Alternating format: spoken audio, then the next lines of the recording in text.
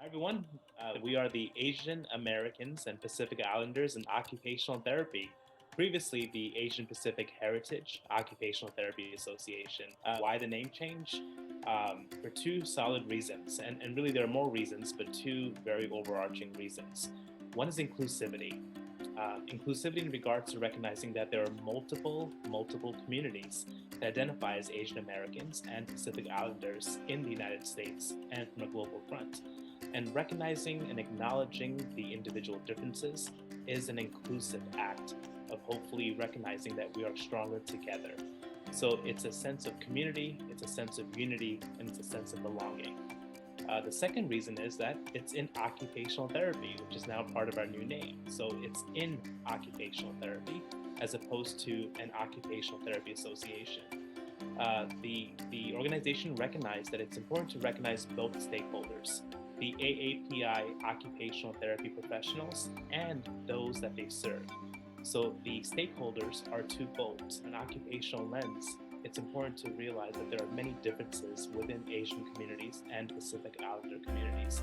And these differences stem from both the practitioner and the stakeholder. So we're happy to include in occupational therapy as an inclusive term.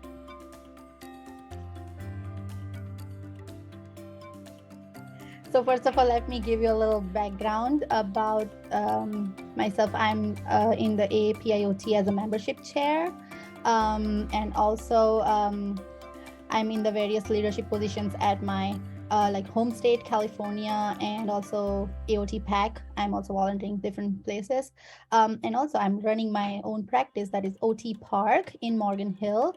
So basically, I celebrate API month by using my clinical space, using a different strategies. And that is basically pediatric clinic in Silicon Valley. And it's by providing the environment for children and families so that we can play sensory integration based, learn and explore. And we are celebrating through, first of all, welcoming and greeting our clients the way their culture says. For example, it's a Korean family, so we bow. If it is Indian family, we do namaste. And then we further celebrate by organizing different kinds of activities. So we have a little waiting lounge.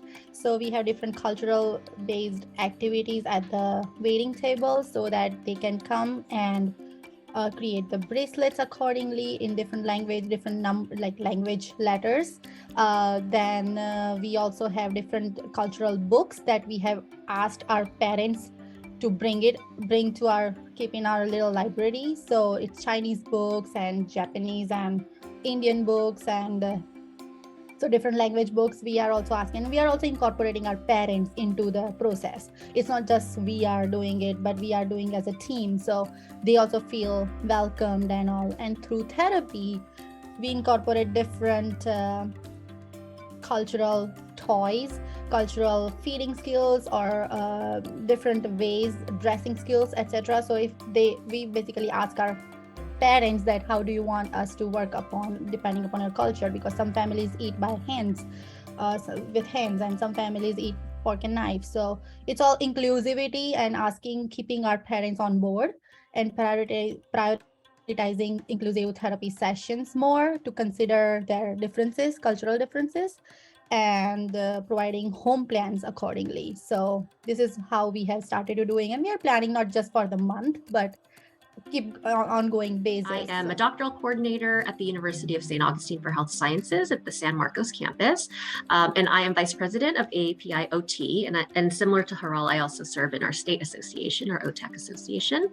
And so the way that I celebrate, I was thinking about this question, I think mostly through activism and storytelling.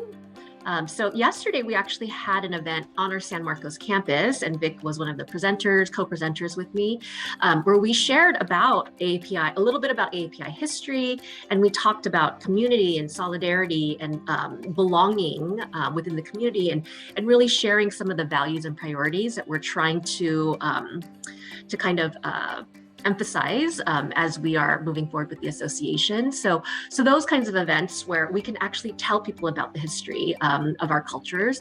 For me personally, as an adult, I think I didn't always understand, the stories and histories of my family and my culture, and historical things like colonization, imperialism, all of those things. We weren't always taught those things in school, and so learning these things now in adulthood, I think is, allowing me to make sense of them within the context of my own experience.